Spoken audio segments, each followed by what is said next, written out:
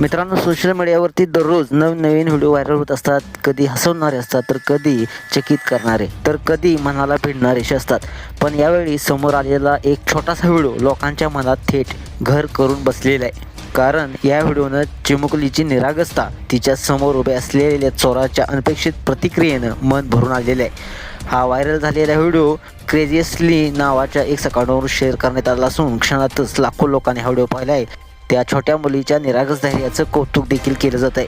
ही घटना एका छोट्या दुकानातील CCTV कॅमेरामध्ये कैद झालेली आहे. दुकानात एक लहान मुलगी आपल्या वडिलांसोबत बसलेली तुम्हाला पाहायला मिळते.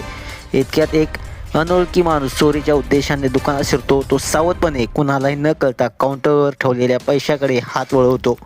हे सगळं ती मुलगी पाहत असते, पण पुढच्या क्षणी ती जे काही करते ते कुणाच्याही कल्पनेपलीकडचं होतं. चोराच्या हावभावाने ती घाबरते, पण पळून जात नाही, ओरडत नाही. ती आपल्या छोट्या हाताने असलेली लॉलीपॉपची एक काडी हलकेच त्या माणसाला देते. त्यानंतर चोर तिच्याकडे पाहतो, क्षणभर थबकतो आणि काउंटरवरील पैसे परत ठेवतो.